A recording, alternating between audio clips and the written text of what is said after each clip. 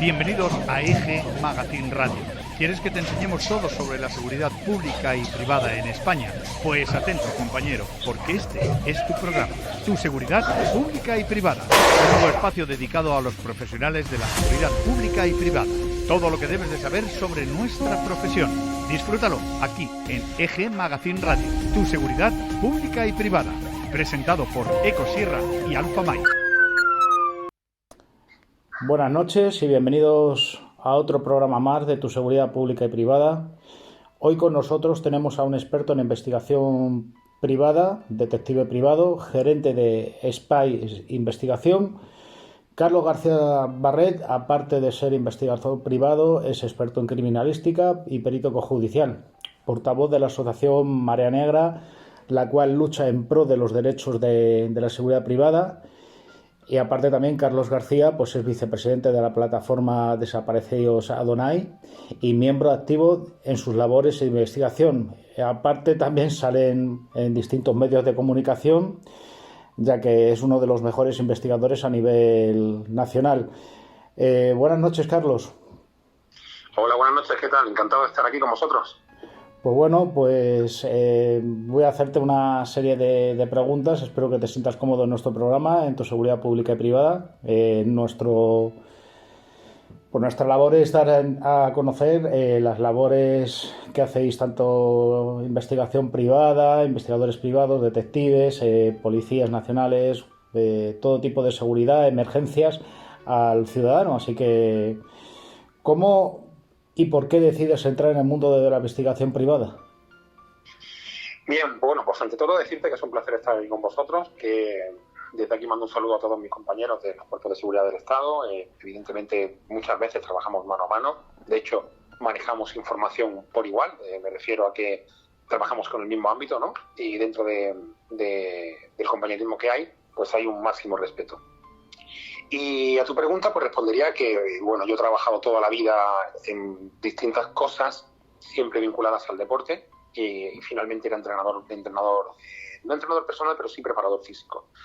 Llegó un momento que me hice muy conocido en mi sector y tenía tanto gente que trabajaba no sé, gente que trabajaba en la hostelería, como gente que iba a opositar, y en este caso pues ya tenía gente que trabajaba en policía, y finalmente pues esta gente que trabaja en información, que toda la vida se la ha llamado policía secreta, pues al final acababan en mi cartera de trabajo, y digamos que eso fue una de las cosas que me llamó más la atención. O sea, el hecho de poder estar con ellos algún día y poder compartir una cierta información conmigo a modo de anécdota, donde me decían que habían estado trabajando, haciendo esperas, haciendo vigilancias, seguimientos, etcétera, ¿no? Como se suele decir, una troncha, Sí. en error, etcétera. Entonces, eso me llama mucho la atención. Siempre me había gustado, no soy una persona cotilla, pero soy una persona que siempre ha intentado crecer y siempre ha intentado prosperar en su vida. Siempre he sido muy consecuente con lo que he hecho y siempre he estrujado al máximo cada profesión, cada hobby.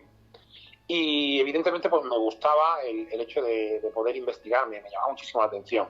Entonces empecé a indagar y casualmente pues a través de una amiga que su padre trabajaba en seguridad privada, le recomendó a ella, a su hija, que estudiase para ser detective privado.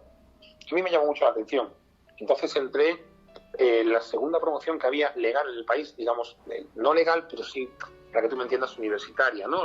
Sí. Que estaban, no por legal, porque los compañeros más anteriores, evidentemente, más antiguos tienen toda la legalidad, pero me refiero al hecho de que era más clara, ¿no?, el tema de la profesión, teniendo el bachiller, etcétera, o sea, una nueva generación, ¿no? Entonces yo entré hace ya como 14 años aproximadamente en el sector. Y bueno, es cierto que, por ejemplo, fui primero de mi promoción, me gustaba bastante y me apliqué mucho, y entonces empecé por ahí. Es verdad que también muchos de mis compañeros decían que quizá pudiese tener un poco más de proyección a la hora de salir adelante con mi profesión, porque veía que entrenaba mucha gente, entre ellos gente muy conocida, y que bueno, estando en ese ámbito también, ¿no?, en ese sector, en ese rango de gente de nivel, quizá pues tuviera un poco más de futuro. Y bueno, por una parte era cierto, porque tenía diversificación de profesiones que hay gente conocida, pero por otra parte pues he tenido que trabajar como todo el mundo desde abajo, como cualquier abogado que entra de pasante, y al final, bueno, está en el oficio y luego se monta su buffet, ¿no? Entonces yo tengo mi propio despacho, y mi alta como detective privado, evidentemente, y bueno, y estamos pues trabajando desde entonces.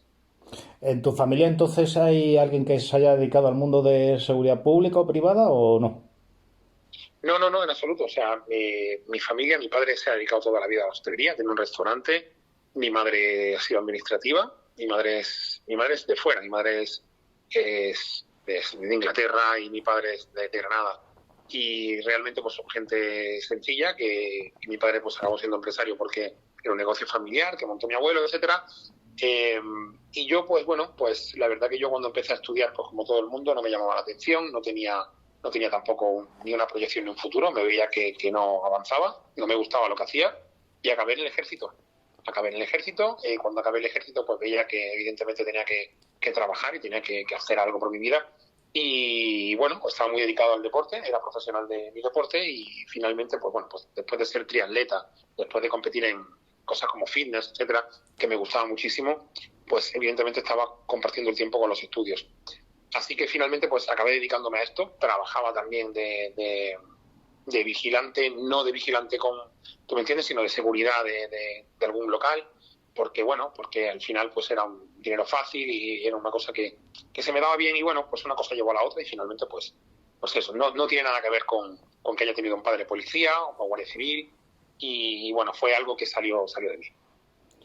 ¿Cuáles son los requisitos que se necesita para ser detective privado hoy en día? Porque recuerdo que hace unos años, en la época que yo me llevo dedicando al mundo de la seguridad, creo que con hacer un cursillo antiguamente ya podías obtener, si no recuerdo mal,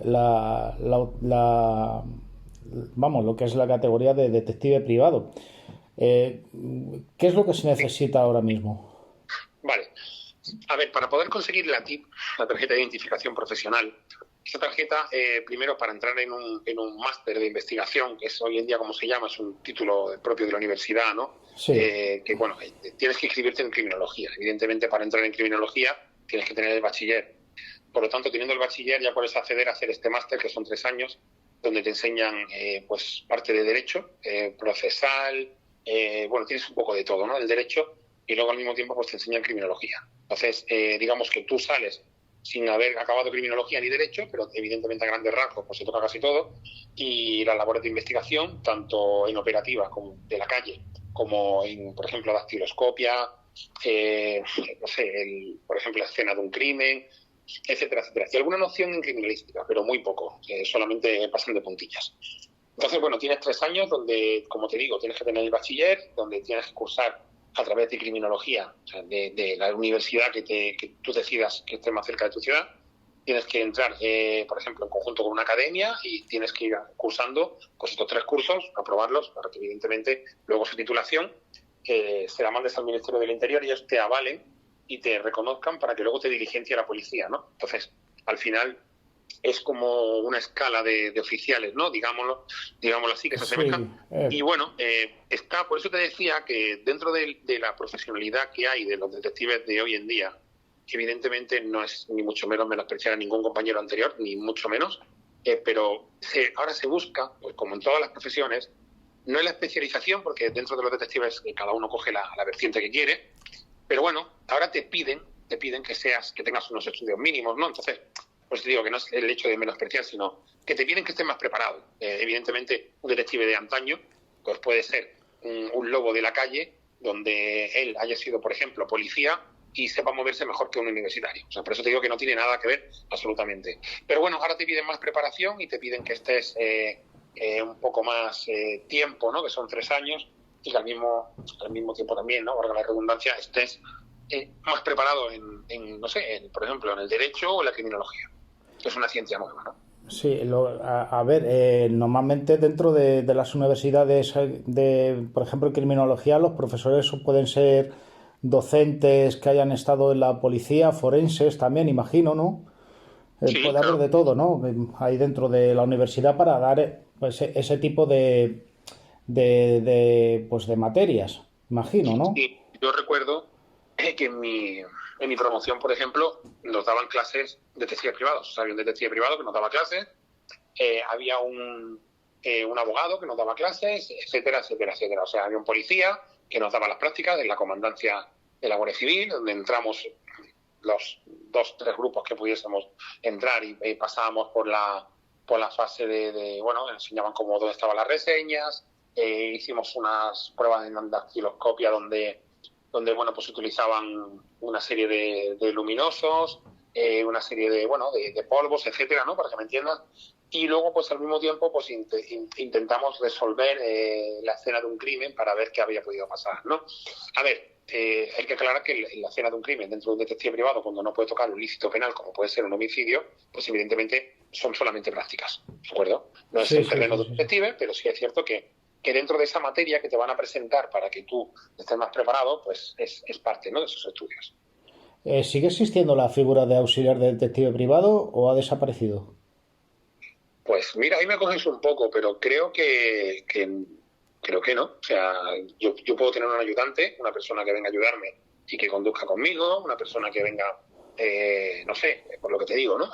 Un ojeador, alguien que te diga, oye, mira, pues, no sé, cualquier amigo, ¿no? Que diga, oye, mira, ponte en esa esquina, si pasas por me lo dices. O sea, pero tú para trabajar tienes que tener licencia, ¿de acuerdo? Claro. Entonces no sé hasta qué punto,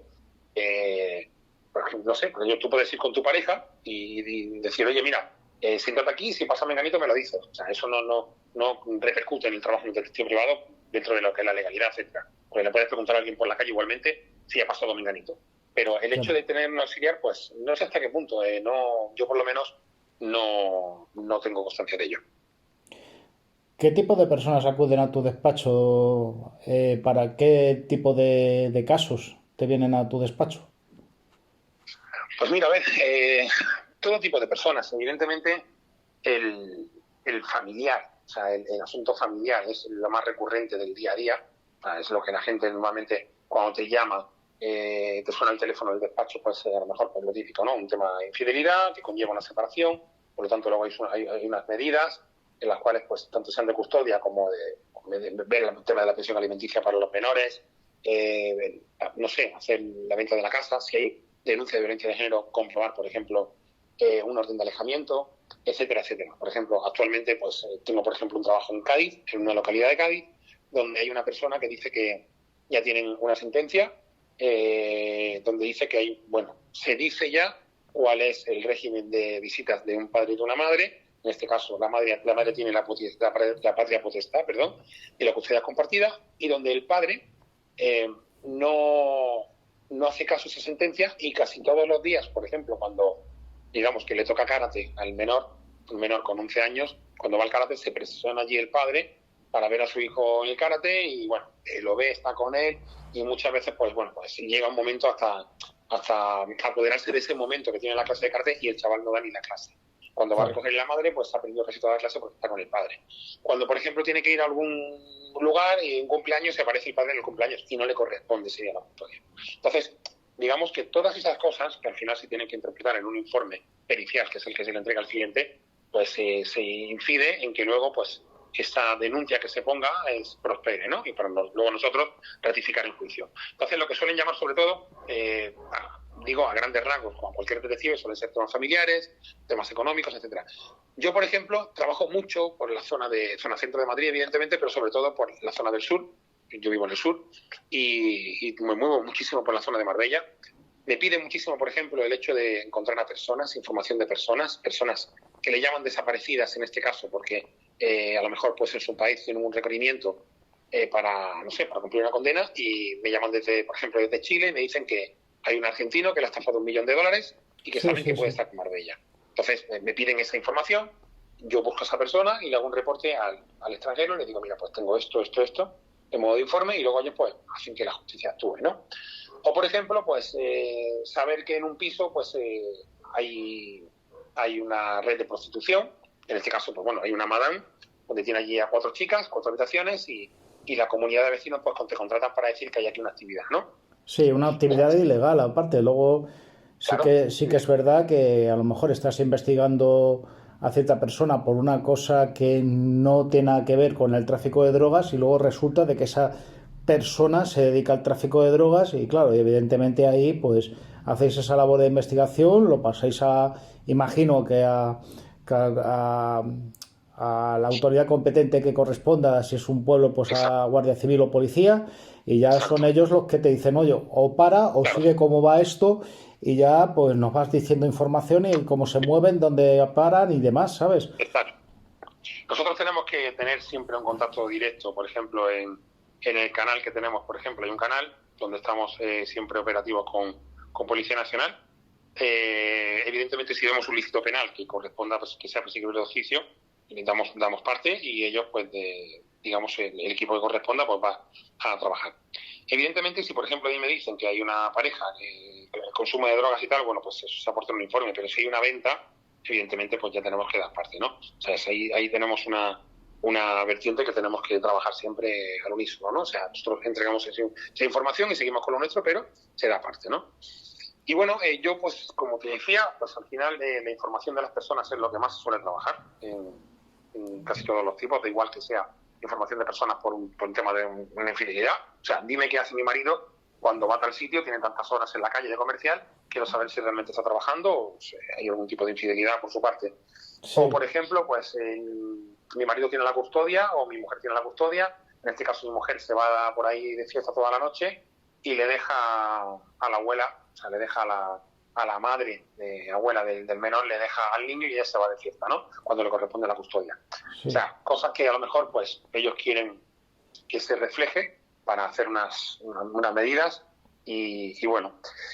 Y a ver, pues bueno, pues el tema de las bajas en empresas, las bajas de empresas de servicios, por ejemplo, hay personas que trabajan en una empresa de servicios, las cuales pues se dan de baja porque les sale un trabajo de mantenimiento en una urbanización, sí, donde ellos normalmente van a través de esa empresa. Oye, pues mira, he venido 5 veces a esta urbanización porque mi empresa de servicios me ha mandado para cubrir, pues no sé, la rotura de una piscina, en la jardinería, etcétera, ¿no? La electricidad.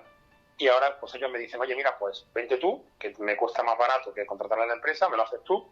Y este tipo, pues se da de baja en la empresa, pero sigue trabajando, digamos, por detrás con esa clienta. En dinero que vamos.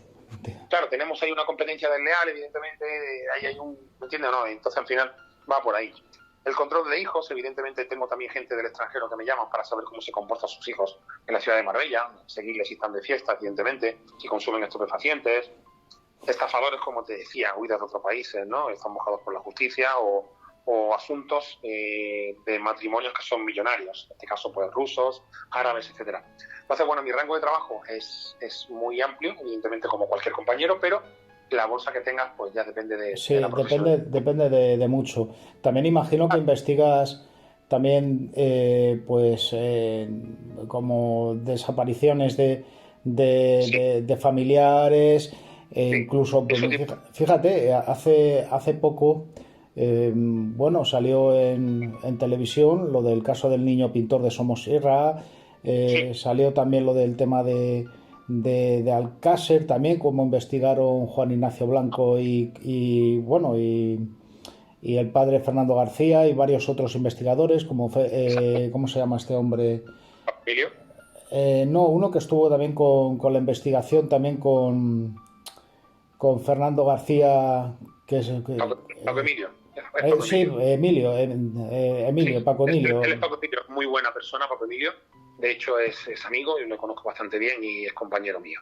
De hecho, bueno, está conmigo siempre colaborando en algunas situaciones y es muy buen profesional. No es policía, es un investigador, como él se hace llamar, investigador voluntario, que estuvo metido hasta el tuétano en el caso de Alcácer, ¿no? Sí, es cierto. Y cosas muy, muy raras que hubo ahí también que vio él, y la verdad que bueno, es muy buen investigador, como otro chaval que ahora que también ha salido, que se llama Manu Jiménez, que tiene el Rincón del Disidente, que eso también es una máquina, es un chaval que es una máquina.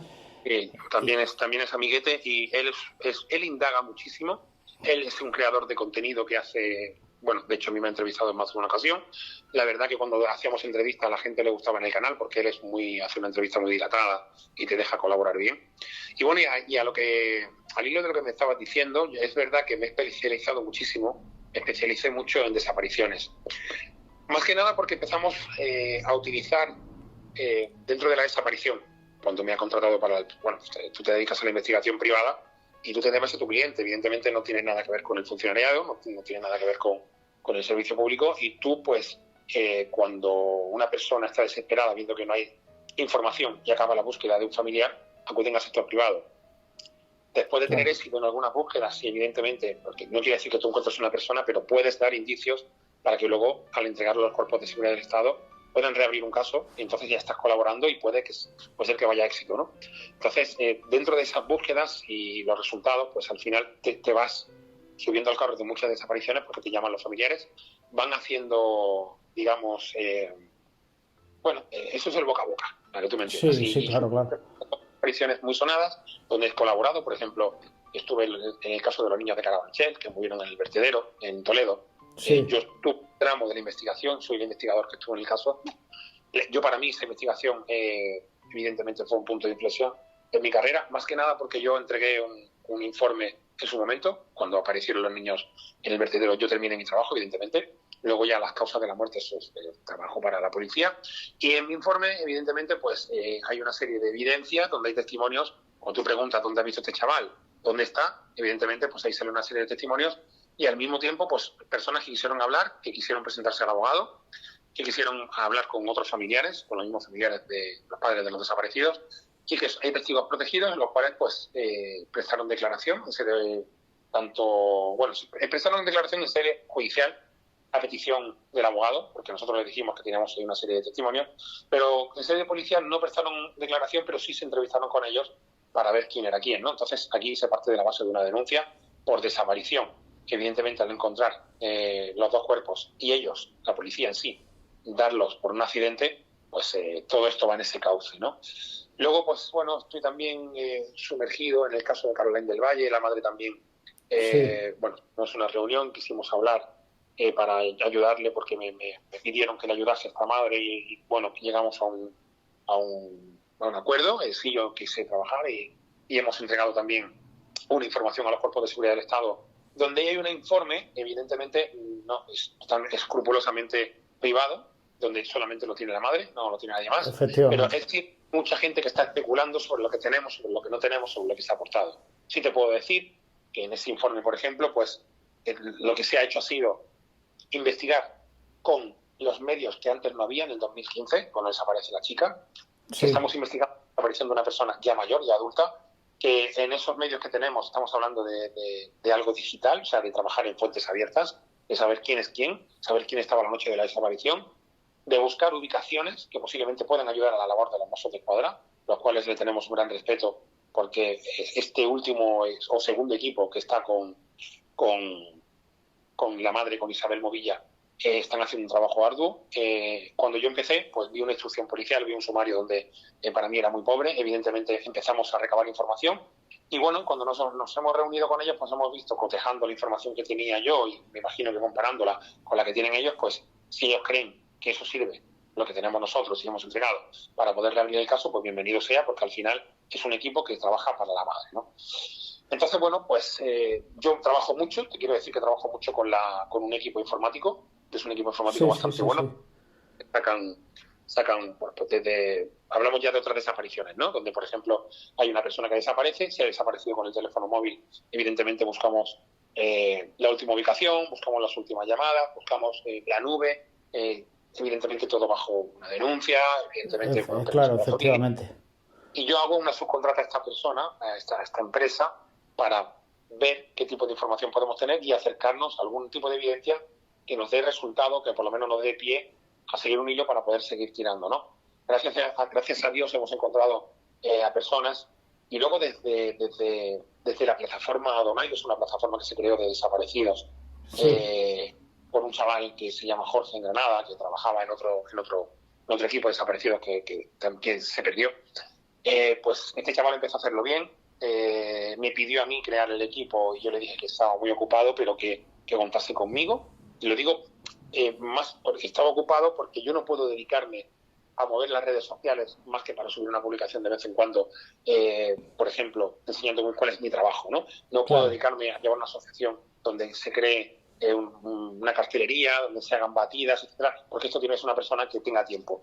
Entonces yo le dije que dentro de mi posibilidad podía entrar, por lo tanto soy vicepresidente de la plataforma, Y las labores de investigación, si se demandan por parte de la familia y quieren, pues las llevo yo y llevo bastantes casos. Bueno, por ejemplo, el caso último de Antonio Ruiz, un desaparecido de Granada, de la localidad de Baza, que hace poco lo dimos en el programa de Código 10, donde me invitaron y estuve con ellos ahora como creo que 2 semanas aproximadamente, y dimos el caso porque es un poco peculiar.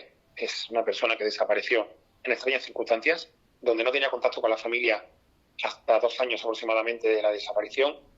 No se dieron cuenta porque estaba totalmente apartado de la familia, ya que veían que tenía una relación con una señora que no les dejaba tener contacto con sus hijos ni con el hermano. Esta persona al parecer estaba enferma porque tenemos todas las visitas al médico, en este caso el médico del aparato digestivo, por lo que se entendía que posiblemente con unos antecedentes que tenía ya previos de posiblemente también supuestamente envenenamiento a otras parejas e incluso animales, se pudiera presumir de que el final de esta persona fuese el mismo, ¿no? Entonces estuvieron investigando a la policía, no se llegó a buen puerto porque no encontraron ningún cadáver, por lo que la detención que hubo de la primera sospechosa en este caso no prosperó, no hubo más resultado que una detención supuestamente por una ella estaba en la cuenta con él, ella fue sacando la pensión durante 3 años hasta que se dieron cuenta, hicieron una especie de, se lo suele llamar una prueba de vida, donde si esta persona está viva, seguimos ingresando la presión de Seguridad Social y si no, no.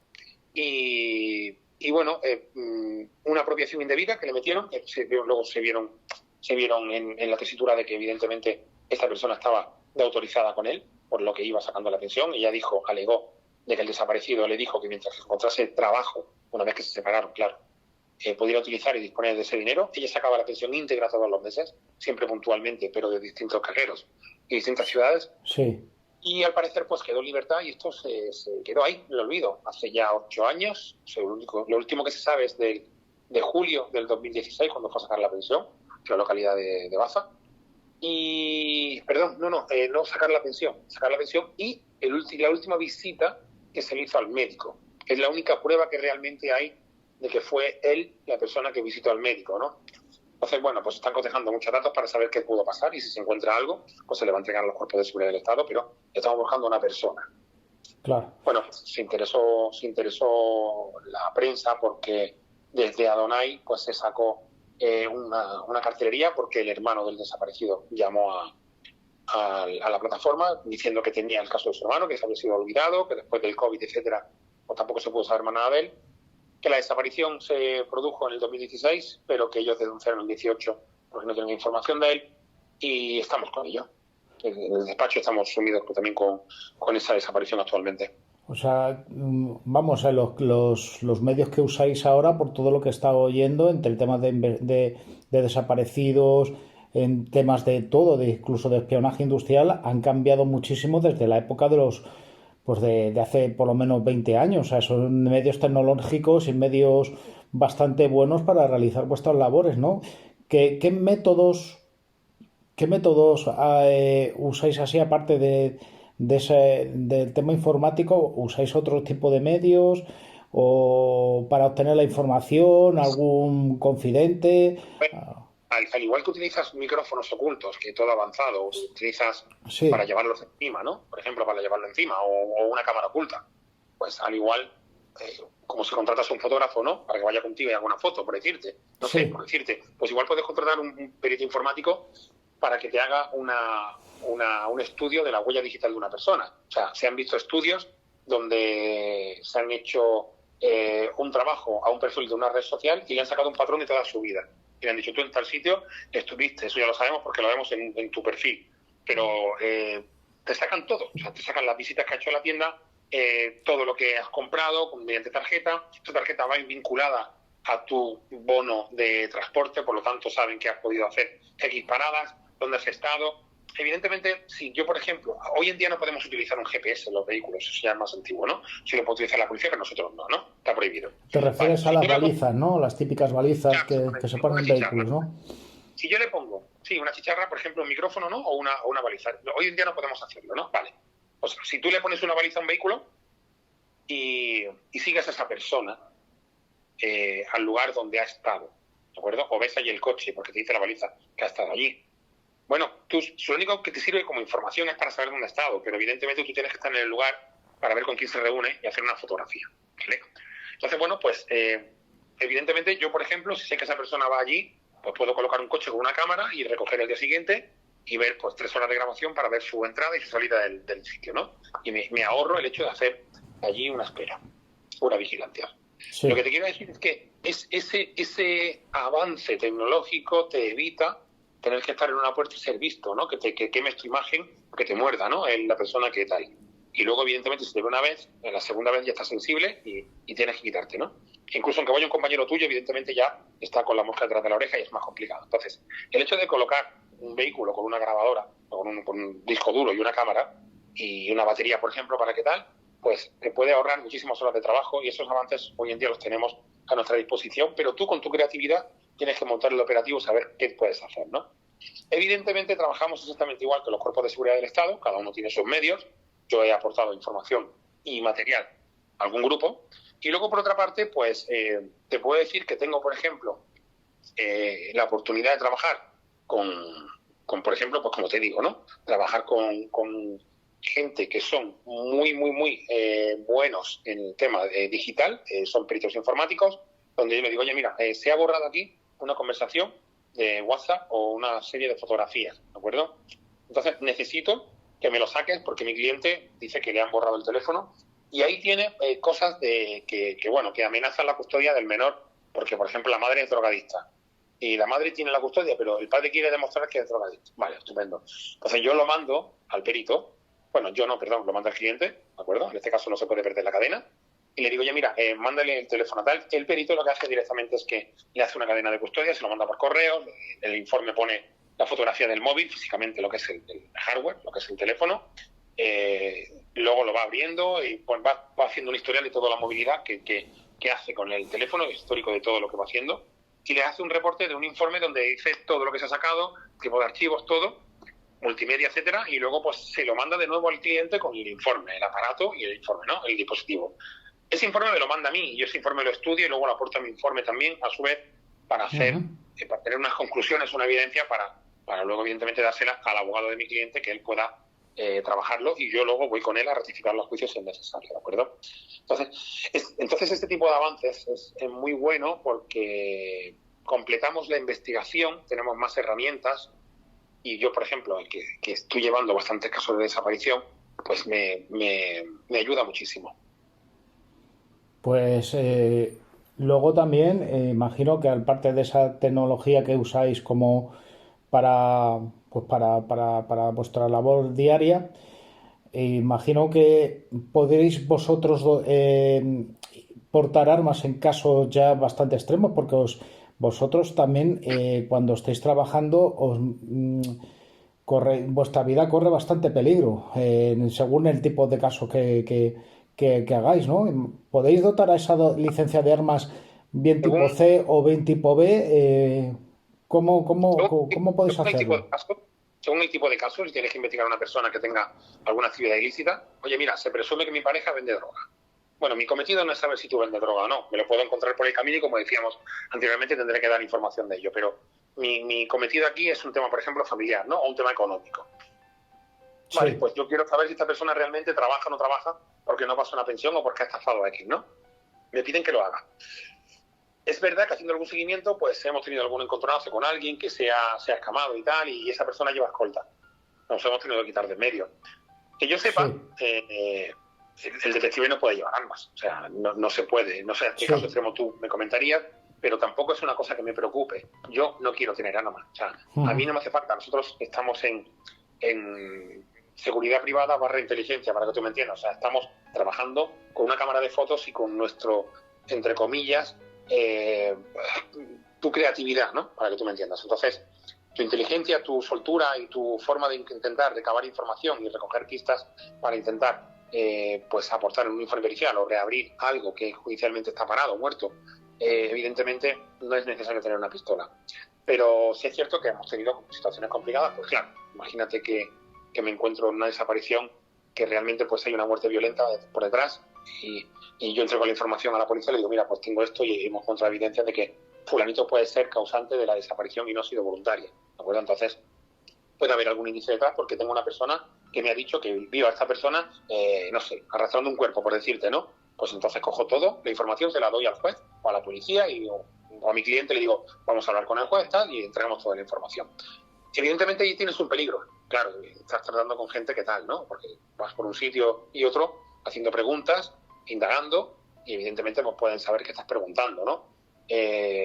Cuando también una persona, por ejemplo, en un tema matrimonial, pues tú estás viendo a un hombre y una mujer que se pelean y tienen un litigio, están ahí pues viendo un tema de custodia, o viendo un tema de pensión, o viendo un tema de filio paternal, ¿no? Pero a lo mejor esa persona es muy peligrosa, ¿entiendes o no? Esa persona tiene una denuncia por violencia de género donde ha amenazado a su mujer con un cuchillo y a ti te puede hacer cualquier cosa. Es el miedo que tú tengas, ¿no? Yo no soy una persona de sentir amenazar ni tener miedo, pero tampoco me gustaría tener una pistola para ella. No lo veo necesario, la verdad.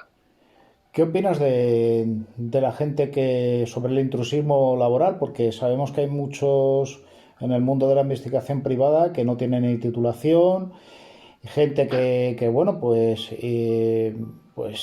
os está más que nada pues intentando hacer sombra con ese tipo de ilegalidades. ¿Qué consecuencias pueden tener estas personas que trabajan ilegalmente en la investigación privada, que incluso se anuncian por Wallapop y se anuncian por 1000 anuncios? ¿Qué consecuencias pueden tener estas personas? A ver, pues evidentemente no es plato de buen gusto para nadie. O sea, tú tienes que estudiar. Hay personas que le encantaría y por vocación querrían ser detectives. El problema que se ven es que no son capaces de estudiar para sacar un bachiller y tienen ya un retraso ahí de tiempo y una inversión económica que no les permite, por ejemplo, terminar y cursar en 3 años. Joder, me encantaría ser detective, pero ahora tengo que sacarme el bachiller. Yo he estado obligado a trabajar y no he podido estudiar. Ahora tengo que ponerme a estudiar, sacarme una titulación en 3 años, o sea, tengo que hacer el bachiller y tengo que invertir el tiempo en una academia para que me preparen y luego empezar a estudiar detective. O sea, se me van 4 o 5 años. Y tengo 40 años. ¿Dónde voy a ir ahora con 50 a ser detective? Hay mucha gente que le pasa eso, ¿no?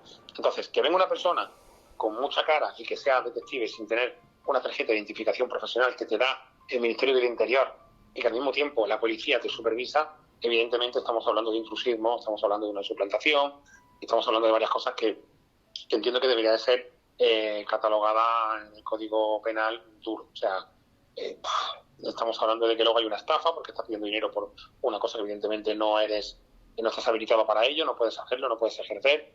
Pero bueno, como te decía, hay gente que, bueno, pues a lo mejor lo han echado de la policía, sabe cuáles son las funciones y cuál es el modus operandi del trabajo y ven ahí un nicho de mercado en el cual pues perjudican a las personas que, como yo o cualquier persona, empezaron desde cero, no teníamos prácticamente un cliente en un mes porque nos veíamos abocados a tener que darnos a conocer con algún bufete con un bufete, ¿no? de abogados y bueno, y que poco a poco pues confíen en ti, en tu labor y que te cueste el tiempo. Entonces, cuando hay una persona que te dice, y es un charlatán por teléfono, que puede hacer un informe y tal y cual, y luego ven que realmente el cliente se siente estafado porque ha cobrado en mano, no hay ningún registro del dinero, y luego te dice que ese informe que te ha reportado es muy bueno, pero que no puede ir a juicio, no tiene licencia. Entonces es una estafa, en toda regla.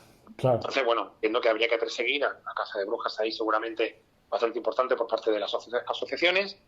Y bueno, es normal. Lo veo muy mal. Evidentemente no estoy a favor, mucho menos, porque nos perjudica a todos. Exactamente. No solo a vosotros, pero sobre todo, como tú bien has dicho, al cliente, que es el que le están estafando directamente. O sea, es así. No por el dinero, sino por el prestigio de la labor de un profesional. Alguien que va a estudiar en una universidad, un máster de investigación durante 3 años y escrupulosamente tiene que ir aprobando exámenes y hacer unas prácticas para que luego llegue alguien que no sabe ni lo que se está dando del temario ni las prácticas que se han hecho y te sea un charlatán y te engañe, ¿no? Entonces, evidentemente, ya no solamente eso, sino que nunca vas a confiar en la labor de detective porque crees que todo el mundo es igual, ¿no? Entonces, es un intrusismo en toda regla que bueno, que es una competencia también que no es tan evidentemente. Efectivamente. Carlos, ¿tú crees que está yendo en aumento el número de contrataciones de detectives privados por parte de gente particular y empresas? Pues mira, vamos a ver. Esto, si lo estudiamos haciendo una comparación en el histórico de, por ejemplo, laboral mío, pues te puedo decir que al final, como te decía, el boca a boca da su resultado y el cliente que te contrata, por ejemplo, me llama un abogado y me dice, Carlos, tengo aquí un cliente que me ha entrado en el despacho y que tiene este problema. ¿Te puedes encargar tú? Venga, sí. Claro, evidentemente me llama porque he trabajado anteriormente y porque se le ha entregado un informe que está bien hecho, bien detallado con el trabajo que se ha hecho de campo, y te llama y quiere repetir porque sabe que eres la herramienta perfecta para buscar evidencias, buscar pruebas o tener, no sé, algún tipo de defensa, ¿no? O poder demandar. Entonces, claro, en este caso, yo, por ejemplo, te diría que cada vez, evidentemente, tengo más clientela, ¿no? Y cada vez mi clientela es mejor. Yo, al principio, pues no abarataba los precios, pero sí entendía que tenía que jugar con un precio normal, como todos los compañeros, evidentemente no tirar del sector, pero te ahogas pensando que no vas a tener un cliente porque puede preferir a otro con más bagaje.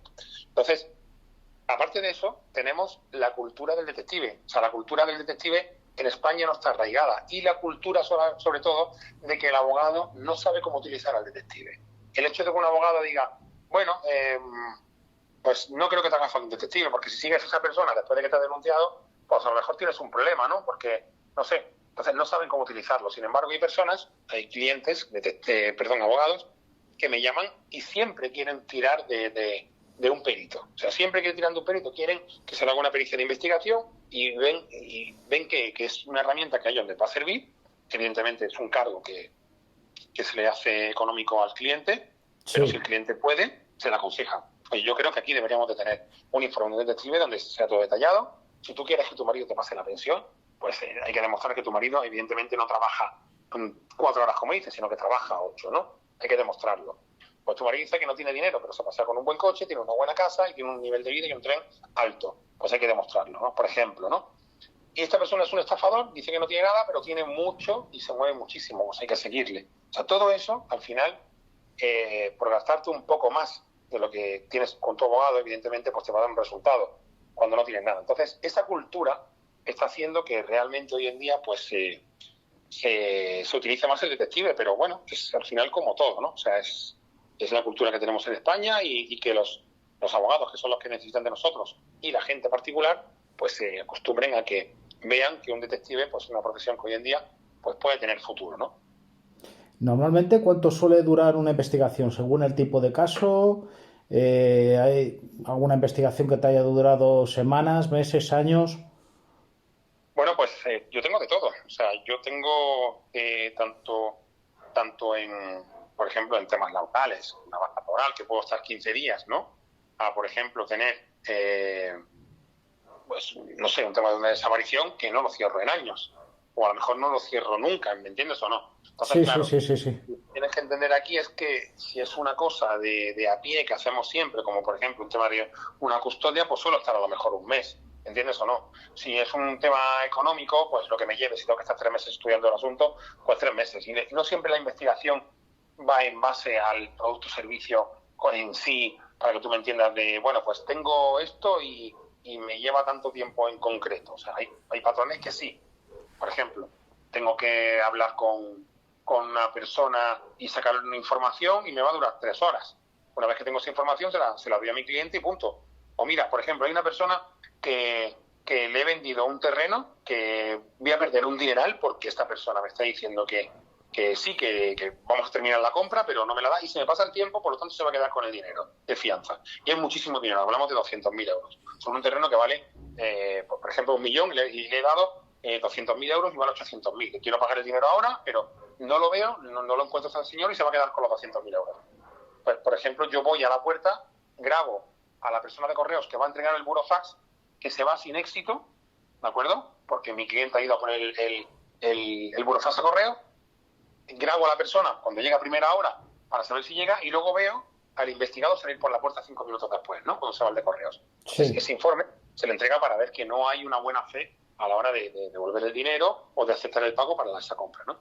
Claro. Pues ese tipo de casos pues, me lleva 3 horas en un día. Entonces yo le cobro por el concepto del trabajo que estoy haciendo y punto. Entonces cada caso es diferente. Cada caso tiene su tiempo y cada caso tiene su...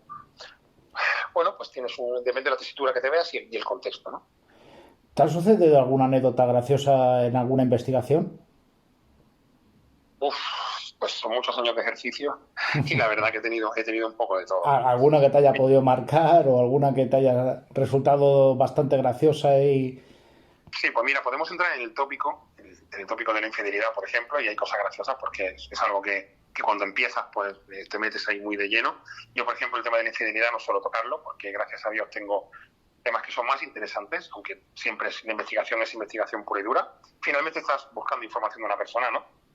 Pero, por ejemplo, una persona que te llama para decirte que no se fía de su marido, ¿no? Una mujer que te llama para decirte que no se fía de su marido. Una mujer pudiente, en una zona adinerada de la ciudad de Granada, me dice que no se fía de su marido y que hay que seguirle. Bueno, pues se le sigue al marido durante aproximadamente 2 meses, en una época estival, en verano. Su marido, una persona pues muy correcta, su trabajo, su gimnasio, etcétera. Evidentemente 2 meses es un presupuesto bastante elevado en el cual pues se le pide una provisión de fondos y se sigue aportando provisión para seguir trabajando, porque cuando terminamos el asunto se le hace un reporte con la información, se le dice tenemos aquí el informe pericial con el tiempo que usted ha contratado, que hemos tratado previamente y que se ha terminado, si usted quiere que sigamos, seguimos. Se vuelve a hacer un informe, un contrato, siempre hay que hacer un contrato y empezamos a trabajar otra vez, continuamos trabajando, y resulta que, bueno, que casualmente en otro trabajo que estamos ejerciendo, que estoy ejerciendo, yo me encuentro a mi cliente con otra persona, ¿de acuerdo? O sea, estoy viendo a mi cliente cenando con otra persona en un restaurante que estamos investigando a alguien, a un trabajador que supuestamente, un chaval que estaba trabajando, estaba pagando, otro cliente mío estaba pagándole a su mujer una pensión alimenticia y este chaval estaba trabajando en un restaurante en verano, ganándose un dinero porque estaba estudiando en la universidad, o sea que estaba trabajando y él quería ahorrarse esa pensión, ¿no? Porque sabía que esa pensión realmente su hijo pues se lo daba encantado, pero que su mujer se quedaba con el dinero porque el chaval estaba trabajando por otra parte, ¿no? Pues haciendo ese trabajo me encuentro a mi cliente cenando con otro de forma caramelada. Evidentemente te das cuenta de que esta mujer, cuando me contrató y yo hablé con ella quería saber dónde estaba su marido para serle infiel. Ella. Joder. ¿Vale? O sea, que tú estás buscando información, estás pidiendo información para hacer lo que tú quieras y saber dónde está tu marido en todo momento, ¿no? Eso se puede extrapolar a cualquier otro tipo de información, como por ejemplo, quiero saber si esta persona que voy a hacer un trato, un negocio bastante importante, quiero saber si tiene solvencia, quiero saber si realmente tiene dinero en el banco, si tiene embargos, si realmente vive donde vive, es una zona buena, si ha tenido éxito en otros negocios anteriores, pedir referencias, etcétera. Pues se puede extrapolar a eso, ¿no? A buscar información de una persona y querer hacer una especie como de contraespionaje, ¿vale? Para saber de la persona en sí. Entonces, bueno, pues casualidades de la vida y son anécdotas que al final, pues, también te hacen aprender, ¿no? Que veas que lo que sucede no siempre es lo que estás viendo delante tuya. Por ejemplo, te puedo decir también que hace muy poco hubo un tiroteo en un local, a modo de anécdota, no tiene nada que ver con la profesión de detective, ¿no? Sí. Hay un tiroteo en un local y dicen que son unas balas perdidas que se van a una cristalera de una terraza de un restaurante. Entonces, bueno, sale la noticia, ha habido un tiroteo en tal sitio, no te voy a decir la ciudad para que no no te preocupes. Para ese suceso y ponerle un compromiso, ¿no? Porque al final en la entrevista pues se hace pública, etcétera. Mira, pues hay un tiroteo, dicen que hay unas balas perdidas en una rotonda, en una rotonda de una calle. Esas balas perdidas van al escaparate, digamos, a la ventana de un restaurante donde se rompen los cristales y, bueno, pues los reparan y tal. Claro, dicen que ha habido una especie de ajuste de cuentas entre dos personas, 2 muchachos que iban en moto tirotean a un coche, pero realmente no era así. O sea, realmente lo que estaban era los chavales que pasan en moto tirotean al restaurante para luego ellos ofrecer la seguridad, o sea, los porteros, y decir que si no cogen mis porteros te vamos a seguir molestando en tu local, vamos a intentar que no vaya nadie. ¿Entiendes o no? O sea, todo tiene un trasfondo, claro. Es el porqué de las cosas, ¿no? Entonces, bueno, eso no tiene nada que ver con nuestro trabajo, pero sí con la información que al final es con lo que trabajamos, ¿no? Poder es manejar, yo soy un mercader, soy un empresario de la información, ¿no? Al final es así. Carlos, con todas las anécdotas que con todo lo que sabes de tema de investigación privada, tantos años de investigaciones, todo tipo de casos, desapariciones, temas de espionaje industrial, todo esto, te quiero hacer una pregunta muy, muy íntima. ¿Te gustaría escribir un libro con tus vivencias dentro de lo que has vivido en tu sector, que es ahora la investigación privada? ¿Y cómo ¿cómo lo titularías y a quién se lo dedicarías? Pues mira, la verdad que la pregunta es muy buena y la respuesta pues podría ser, bueno, te podría decir, vamos a ver, es cierto que durante un tiempo una persona que me animó a que lo hiciese, llegué a un trato y al final pues, bueno, salió mal la cosa y bueno, pues se quedó ahí y bueno, no pasa nada. Yo estaba recién empezado, lo que pasa es que como aquel que dice, mi bagaje, aunque no sea muchísimos años, no es un bagaje de una persona, pues yo tengo actualmente 48 años, ¿me acuerdo? Sí.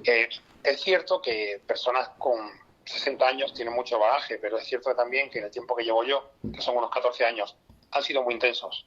Trabajo gracias a Dios muchísimo y con casos que son muy relevantes, muy importantes. Entonces, eso te da a ti la satisfacción propia del buen hacer y el boca a boca. Es cierto que ya me han dicho desde alguna editorial de escribir un libro y tal, pero yo personalmente y particularmente no tengo tiempo de escribir, porque cuando quieres descansar quieres desinhibirte de todo. Tengo mi teléfono personal, tengo un teléfono del despacho, mi despacho prácticamente no lo piso y el teléfono del despacho no para de sonar.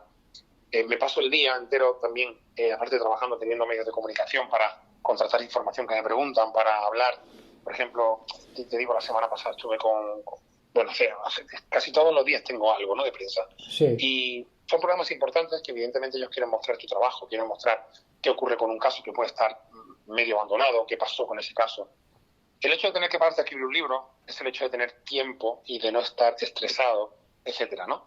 Cuando yo el tiempo ese lo utilizo para intentar leer sumarios, intentar leer instrucciones policiales, intentar buscar información en internet y reunirme con personas. Entonces, sí es cierto que yo siempre estoy escribiendo notas, la voy escribiendo tal cual en el teléfono, o sea, voy escribiendo una nota de cuál es mi diario, entre comillas, particular, cosas que en otra vida no me hubieran pasado, o sea, cosas como decir, mira, pues acabo de hablar con Menganito y es de esto y me acaban de llamar de tal, o sea, cosas que me resultan increíbles porque sigo teniendo un sentido común y tengo los pies en la tierra y te das cuenta de que hay cosas que son extraordinariamente, que las ves especiales porque crees que no te pasaría nunca en la vida, ¿no?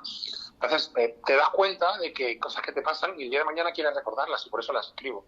Plasmarlas en un libro quizás sería una buena idea, que evidentemente no serán unas memorias porque todavía soy joven y creo que todavía tengo mucho bagaje por delante, pero sí es cierto que ya con el contenido que tengo podría darse la ocasión o el momento de poder escribir un libro ya y luego pues a lo mejor escribir alguno más, pero realmente no tengo tiempo. Si hubiese alguien que quisiese a lo mejor colaborar conmigo, que ya alguna vez me lo han ofrecido, y quisiese hacerse con esas vivencias, sí podría ser que escribiéramos algo interesante, ¿no? Al igual que, por ejemplo, voy otras veces a dar alguna conferencia o voy a colegios donde se hacen tipos de charlas de tipo motivacional, donde, bueno, pues profesiones diferentes para motivar al chaval que está en el instituto y quiere saber qué puede hacer en el futuro, ¿no? No solamente la informática, los youtubers, etcétera, que, por decirte, tienen contenido, a lo mejor pues se especializan en crear la atención como un periodista y dar un contenido en condiciones, ¿no? No hablo de un youtuber al uso que solamente quiera vender, hacer tonterías de vídeos, ¿no? Entonces, bueno, sí, cabría la posibilidad de que el día de mañana pudiese salir algún libro pues con las vivencias de un detective. No tiene pues tampoco por qué llevar mi nombre, pero sí es cierto, pues podría darse la oportunidad. Y luego, pues, dedicarlo, pues no sé, posiblemente se lo dedicaría a mi padre que falleció y que me vio en los inicios, que sabía que era una cosa que me gustaba y que sabe que tenía la gran suerte de trabajar en lo que me gusta, ¿no? Soy un apasionado, un romántico de mi profesión. Y bueno, pues quizá pues pudiese ser por ahí, ¿no? Pudiese ser por ahí. ¿Qué consejos darías a los aspirantes que quieren dedicarse a esta gran profesión? Porque no dejemos de decir que es una profesión aparte que es muy, muy, muy, muy interesante y aparte que bueno, pues puedes incluso hasta crear o trabajar para un despacho o incluso crearte tu propio despacho como te ha pasado a ti. ¿Qué consejos les darías a estos chavales en esas conferencias que les das? ¿Cómo se les qué se les dice o qué se les puede guiar Mira, hace muy poco, hace menos de un año, pasa que pasa tan rápido el tiempo, y más cuando estás sumido en tu profesión y estás con casos que se pasan los meses y no te das cuenta porque sigues trabajando día a día. Es como cuando se te pasa una semana, empiezas a trabajar a tope y llega el viernes y dices, joder, ya estoy a viernes y no he levantado cabeza. Estuve en la cárcel de Soto de Real, me llamaron una asociación que suele llevar charlas y cosas así a las cárceles y suelen invitar a personas. Tuve la gran suerte de que me llevasen a mí porque realmente es muy difícil viendo el nivel de invitados que iban, que son todos actores españoles renombrados, como por ejemplo la persona que fue antes de mí fue Luis Zaera. Sí. Zaera, ¿quién es, no? Es Sí, quién es. Buenísimo. Pues, y después iba otra actriz muy famosa, se me llamaron a mí para dar una charla de motivación también, y gente que tenían graves problemas en la cárcel Soto de Real, delitos, etcétera. Entonces, yo a la gente le animo, porque la profesión es una gran desconocida, le animo por varias cosas. La cuestión, primero, el hecho de trabajar para ti mismo. Muchas personas están desesperadas porque no tienen preparación y no pueden trabajar de la profesión que les gustaría quizá, y tienen que mantenerse durante unos años al servicio de una empresa y no pueden mantenerse, no pueden crear su propia empresa. Eso es lo primero. Lo segundo, el hecho de que ya estás trabajando en una profesión que te guste porque es atractiva, que es muy desconocida, como te digo, pero porque antiguamente no se daba. Es muy difícil. ¿Quién contrata con detectives? Es muy raro, ¿no? Tiene la policía que pones una denuncia y te investiga, pero tu asunto en privado, llevarlo tú a cabo, solamente se lo puede permitir una empresa o alguien pudiente. Claro. Y luego el hecho de aunque no tengas jefe, que esté remunerado mejor también es bueno, o sea, que puedas ganar bien, o sea, que puedas ganar un buen dinero. Evidentemente el detective no es barato y al final es como un abogado, o sea, un abogado de prestigio gana muchísimo y uno normal se mantiene y vive bien. Pues es muy parecido a la profesión del abogado. El hecho de que tú trabajes cuando tú quieras, entre comillas, que puedas elegir el tipo de clientela que tengas, que ganes el dinero suficiente para vivir honradamente. Entonces creo que esos factores son los que se le dan en comparación con un detective privado, y creo que es una buena motivación a la hora de decir, tengo salidas y estudio para ser detective privado. Y la gente cuando doy charlas los motivo así. Decirle que exactamente igual que un abogado, no tenemos jefe, ganamos lo suficiente para vivir en condiciones, y al mismo tiempo pues podemos elegir qué tipo de cliente y cuándo queremos trabajar, ¿no? Entonces, bueno, es el bagaje que tengas ya en tu vida, ¿no?, de profesión laboral. Sí, si tuvieras o si tienes hijos, ¿te gustaría que se dedicaran o siguieran tu camino? Pues mira, con la edad que tengo todavía no tengo ningún hijo. Eso es lo primero. No sé si llegaré a tenerlo, evidentemente, no sé qué me deparará el futuro. Luego, por otra parte, el mundo de la investigación me gusta mucho, pero sí entiendo que es peligroso. Bueno, por lo menos peligroso en el ámbito que me muevo yo. Digamos, yo piso muchos charcos, entiendo que son difíciles, entiendo que me meto en retos que son muy interesantes, muy emocionantes, me apasiona mi trabajo, pero también es como todo. O sea, tú puedes ser un abogado laboralista, tú puedes ser un abogado que se dedica a lo penal, sea un penalista puro y duro, y trate con todo lo peor de la sociedad. Sí, cierto. Entonces, puedes ser abogado, puedes ser detective, depende del perfil que tú busques. ¿Les recomendaría? Pues te voy a decir una cosa. Conozco compañeros que son hijos de detectives. Y conozco muy pocos detectives, muy pocos. Pero de los que te digo, los conozco, pero no son amistad. Simplemente sé de ellos y tal. Entonces, el hecho de que te guste, o que le guste a tu hijo, me refiero, es el hecho de que vea el ejemplo en ti y que quiera vivir el mismo tipo de vida que tienes tú. Yo, por ejemplo, ayer era domingo, estaba moviendo cosas de clientes míos. Y me tumbo en la cama y me acuerdo de algo y lo anoto en el teléfono y me pongo a buscar en Google información. Estoy todo el día pensando lo mismo. Y cuando hay una persona desaparecida y todo depende de ti, esa esperanza de esa familia depende de ti, tú no puedes descansar igual. Porque sabes que esa persona está en su casa preocupada, que ha desaparecido hace 2 meses, que la policía dejó de buscar y que te contratan a ti para que sepas algo. El hecho de tú estar de vacaciones, decir, no, quiero que respetes que yo tengo que estar de vacaciones en el mes de agosto, igual que tú. Pero esa persona no se va a ir a la playa porque tiene un desaparecido hace 5 meses. Ese peso, esa carga que tienes tú, que por ellos es emocional y por ti es la responsabilidad que tienes, es muy complicado. Entonces yo puedo estar muy a gusto en una terraza tomándome algo y de repente me viene a la cabeza algo y digo, hostia, tengo que ponerme con esto y tengo que hacer una llamada. Y es así, ¿me entiendes o no? Entonces no es tan fácil como, por ejemplo, te voy a poner el ejemplo de un abogado. Tengo una fecha, el día tal, es el juicio, me lo preparo, lo dejo preparado. No. Aquí tenemos una lucha constante y la cabeza no para. Y depende de qué charcos te metas, pues es más difícil o menos difícil. Por lo que, bueno, todo dependería del perfil de detective que quieras ser, y entonces ya recomendaría, evidentemente, pero bueno, es lo que hay. Yo creo que eso cada uno lo lleva en su sangre. Bueno, pues tienes una vida muy, muy llena pues de anécdotas, de vivencias, se suele decir. Y quiero decirte que, bueno, pues que yo esta noche he aprendido mucho sobre esta profesión tan desconocida, que no es que es una profesión bonita, es una profesión agradable para todos los chavales de hoy en día que se quieran dedicar al mundo de la investigación o no les mueva pues el tema de la policía y se quieran dedicar a esto. Hemos contado con el testimonio de nuestro querido Carlos García Barret, gerente de Spite de Investigación, y de aquí pues Carlos, creo que sepas que tienes pues tu casa en Eje Magazine Radio, en tu programa Tu Seguridad Pública y Privada, para todo lo que necesites. Ha sido un placer tenerte aquí con nosotros, de verdad. Me ha gustado mucho esta entrevista. Tenía ganas de aprender un poco más de esta profesión. Hemos entrevistado a otros detectives privados, pero esta, para mí, quiero decirlo, que ha sido la más apasionante, porque es que, o sea, eres sabiduría todo. O sea, me has dejado asombrado con lo que has dicho, cómo te sabe la ley de Peapá, los delitos los casos que estás tocando y demás. Y la verdad que ha sido un placer tenerte aquí con nosotros.